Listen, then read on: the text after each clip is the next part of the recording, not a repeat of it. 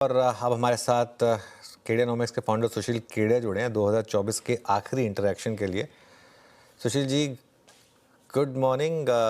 ये कहाँ, आप कहाँ हैं? गोवा में कहाँ हैं? थोड़ा घूम फिर रहे हैं बस अनुज जी। पूरा साल मेहनत की, अब थोड़ा सा रिलैक्स कर रहे हैं। हाँ, कहाँ ये मुंबई तो नहीं लग रहा। कहाँ, गोवा में कहाँ पे हैं? हाँ, मुंबई के बाहर ही है। तो बोल दीजिए ना गोवा में है। हाँ, गोवा है। हाँ हाँ वो दिख रहा है पीछे की, वो हवा से पता चल जाता है, एक्चुअली पीछे के एनवायरनमेंट से पता चल जाता है कि कहाँ पर है। तो मार्केट में इतना कोहराम मचा हुआ है, आप गोवा जाकर रिलैक्स कर रहे हैं। थोड़ा हेल्प करिए लोगों की, बताइए कहाँ पर बॉटम बनेगा मार्केट का या कहाँ स्टेबिलिटी आएगी। बॉटम अभी बन रहा है। पीसीआर से अनुरोध है, निफ्टी की चार्ट मेरे स्क्रीन पे दिखाएं। देखिए, इमीडिएट इंट्राडे में बाई ट्रेड अभी फायर हो रहा है।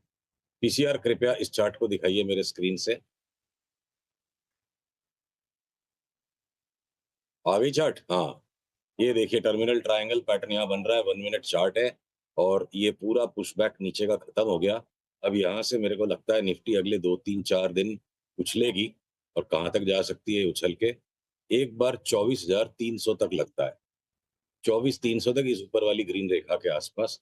तो अभी हमारी व्यू है अगले 10 दिन में रेंज ऐसी है, एक बार 24,300 जाते हैं हम। यहाँ से शायद रिवर्सल हो गया है। जो आज का लो है उसको स्टॉप लॉस रख के ही चलना पड़ेगा, इस नए बाई ट्रेड का, जिसका भी मैंने 2 मिनट पहले जिक्र किया। और हो सकता है यहाँ से हम 24,300 तक एक बार जाएं और उसके बाद एक फाइनल बॉटम बनाने के लिए वापस 23,300 तक आए। इतना हो जाता है तब हम 23,300 पर दोबारा से आकलन और इसकी समीक्षा करेंगे कि इतना अगर हो जाता है तो कॉन्फिडेंस बढ़ेगा। 23,300 से फिर हम 26,300 की यात्रा को वापस शुरू करेंगे। ओके, एक और सवाल। एक तो बैंक निफ्टी पर अब क्या व्यू बन रहा है, और आज जिस तरीके से निफ्टी आईटी कोलैप्स हुआ है इतनी स्ट्रांग रैली के बाद या मार्केट को संभालने के बाद, उस पर क्या व्यू बन रहा है? देखिए अनुज, अपन अपनी काफी टाइम से बात हो रही है कि जिस सेक्टर में सबसे खूंखार करेक्शन अब आएगा, टर्न बाय टर्न करेक्शंस आते हैं, जो कि ओवरऑल बुल मार्केट के लिए अच्छा है कि धुलाई भी हो पर एक साथ सबकी ना हो। तो जैसे राकेश झुनझुनवाला जी ने इसको बड़े सरल शब्दों में समझाया था, रिले रेस। जो समझ गया वो खिलाड़ी, नहीं समझा वो अनाड़ी, ये उनके शब्द थे। तो इस रिले रेस में जो आईटी के स्टॉक्स का धांसू करेक्शन सामने पेंडिंग है, और वो अगर बीच-बीच में झलक आ रही है कि इंट्राडे में बड़े फॉल उसमें आ जाते हैं। और आपका जो पहले सवाल था बैंक निफ्टी का, तो निफ्टी की ही तर्ज पे अगर पीसीआर के लिए संभव है इस चार्ट को स्क्रीन पे दिखाना, तो देखिए ये मेरा एक्सपेक्टेड पाथ ऑफ मूवमेंट है, ये ए, बी। और यहाँ से हम बैंक निफ्टी में भी एक बार 52,930, 53,000 तक जाएँ और फिर वापस कदाच 50,500 तक आएँ और उसके बाद वो जो लॉन्ग टर्म वाली तेजी है, उसका रूप हमें फिर से देखने मिले। अभी तक का मैप ये है, जिसको ट्रेडिंग में हमें मैप को एडजस्ट करना पड़ता है। और आईटी के स्टॉक्स पे आऊँ तो अनुज, जो छोटे वाले स्टॉक्स है, जो एक्सट्रीमली हाई बीटा है, जैसे कोफोर्ज, हमारी बात हो चुकी कि ऊपर के स्तर से 50% गिर जाएगा तो कोई बड़ी बात नहीं होगी। बढ़ता भी उसी तरह से, घटता भी उसी तरह से है। तो आईटी के स्टॉक्स के सेक्टर में मेरे को, अगर मैं टाटा एल्क्सी को भी एक आईटी कंपनी पकड़ लूँ तो सिर्फ उसको एक अपवाद है, बाकी वो ऑटो की साइकिल से बहुत extremely well connected stock. Tata Elxsi को छोड़ दूँ अगर, तो मुझे आईटी में एक भी ऐसा स्टॉक नहीं लग रहा है जिसको शॉर्ट करके पैसा नहीं कमाया जा सके। ऐसी बात राइट, तो सारे के सारे शॉर्ट्स हैं।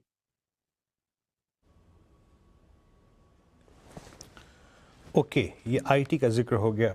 सुशील जी, अब आते हैं एक स्पेस पे जिसने पिछले 4-5 दिन की टर्बुलेंस में सबसे स्ट्रॉन्ग मूव दिया है, वो है फार्मा। चाहे वो ग्लेनमार्क, सन फार्मा को देखिए आप, ल्यूपिन को देखिए आप, इप्का लैब को देखिए, एल्केम। आपका फार्मा पे टेक क्या है इस वक्त? क्या लीड कर सकते हैं फार्मा अगले कुछ और, या फिर कुछ और वीक बेसिस पर? अभी तो फिलहाल भाई साहब ऐसा लग रहा है जैसे वो दिया बुझने के पहले जो आखिरी बार फड़फड़ाता है ना, तो फार्मा के स्टॉक्स उस तरह से आखिरी फड़फड़ाहट दे रहे हैं। आईटी के बाद जो सेकंड वर्स्ट करेक्शन आएगा वो होगा लार्ज फार्मास, और उसके साथ साथ स्मॉल फार्मा को भी जाना है। तो ये दिया बुझने के पहले की अंतिम फड़फड़ाहट लगती है फार्मा स्टॉक्स। तो आप शॉर्ट किसे करेंगे ऐसे सर्कमस्टेंसेस में, और कौन सा पॉइंट ऐसा है जो रिवर्सल जनरेट कर सकता है, या फिर किस लेवल के टूटने के बाद? सर, फार्मा के बारे में हम शॉर्ट सेल्स के ट्रेड को नेक्स्ट वीक आपके साथ आइडेंटिफाई करेंगे। अभी अंतिम फड़फड़ाहट को पूरा होने दीजिए। शॉर्ट का जब पॉइंट आएगा तब देखेंगे। महाकवि कालिदास की तरह मैं पूरा काव्य पहले से रचने की हिमाकत नहीं कर पाऊंगा, साधारण मनुष्य हूँ। और इस वक्त हमारा फोकस है कि आईटी के स्टॉक्स को हम शॉर्ट है। फार्मा को सो नेक्स्ट वीक देखेंगे, अंतिम फड़फड़ाहट को पूरा होने दीजिए पहले। ठीक है, नेक्स्ट वीक फार्मा के स्टॉक्स पे बात करेंगे। आपके स्टॉक आइडियाज क्या होंगे, लॉन्ग या शॉर्ट इस मार्केट में? लिस्ट वही की वही अनुज, थोड़ा बहुत आगे पीछे एडजस्टमेंट करना पड़ता है। मैं सारांश में सारी बातों को फिर से एक बार समेट दूं। तीनों बजाज के स्टॉक्स, बजाज फाइनेंस, फिनसर्व और बजाज ऑटो, निफ्टी की 2-3 हजार पॉइंट की रैली के लिए, 20% रिबाउंड के लिए ठीक है। उससे ज्यादा बड़ा बुल मार्केट में सोचना गुनाह हो जाएगा। ये सारे के सारे लॉन्ग टर्म बेयर मार्केट में आ चुके हैं। इंट्री में एक बार 20% का उछाल है जो निफ्टी को ऊपर ले जाएगा। एफएमसीजी के ए टू जेड स्टॉक्स बाई हैं। आईटी फार्मा में हम एक एक करके सेल करेंगे। मेटल्स बिल्कुल चारों तरफ घूम रहे हैं तो उनको हम अवॉइड करेंगे, कोई थीम नहीं है मेटल्स में।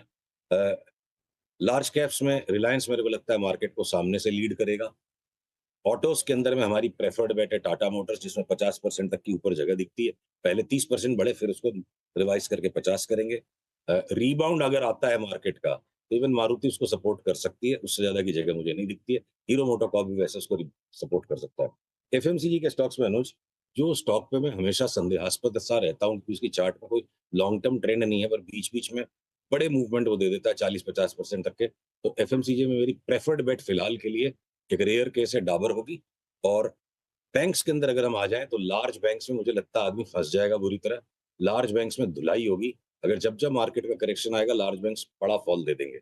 और जब जब मार्केट की रिबाउंड ऊपर की तरफ चलेगी, इनमें बड़ी टेपिड मूव आएगी, तो हम छोटे वाले बैंक्स में, जैसे कि आरबीएल बैंक हो गया, इसमें मतलब ट्रक भर के माल लेने में कोई संकोच अब नहीं लगता है। इसका बहुत स्ट्रॉन्ग अप ट्रेंड अब खुलने लग गया है। बंधन बैंक लॉन्ग टर्म इन्वेस्टमेंट के लिए, निबलिंग के लिए अभी भी ठीक है। और शॉर्ट टर्म पंटिंग में चाहे वो आपका एयू बैंक हो, जाना स्मॉल फाइन, जितने भी स्मॉल फाइनेंस बैंक्स है, और इंश्योरेंस कंपनीज में खासकर एचडीएफसी लाइफ और एसबीआई लाइफ में हमें लगता है 50% तक का भी अपसाइड अगले 3 से 6 महीने में बन सकता है।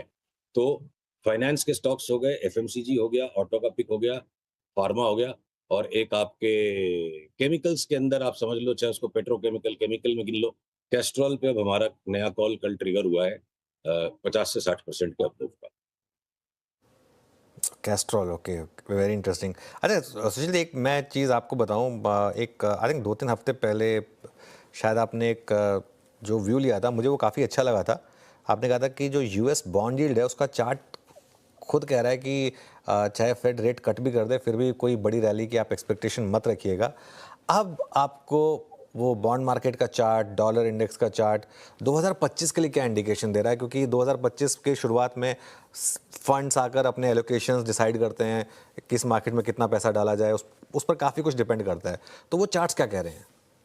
देखिए, हमने जो प्लॉट निकाला था बॉन्ड यील्ड का, अ, अ, अगर अगर मैं उस चार्ट को पुल कर लूँ स्क्रीन पे, हाँ ये आ गई, तो हमारा गोल पूरा हो गया उस चार्ट पे।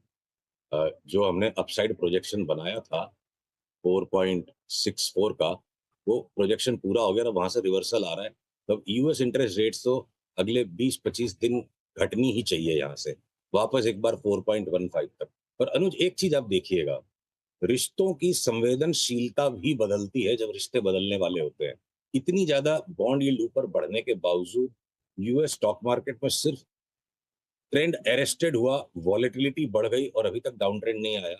तो ये जरूरी नहीं है कि बॉन्ड यील्ड अब यहाँ से अगर घटेगी तो स्टॉक मार्केट बढ़ेगा।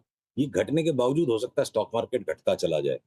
बॉन्ड्स की यील्ड अगर घटेगी तो मतलब ये हुआ कि रिस्कियर एसेट से, स्टॉक से पैसा बॉन्ड्स की तरफ जा सकता है।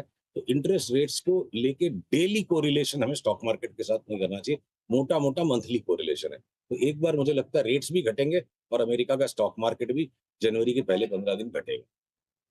और चलिए, डॉलर इंडेक्स अनुज, ये इसका एक फाइनल टॉप बनता सा लग रहा है।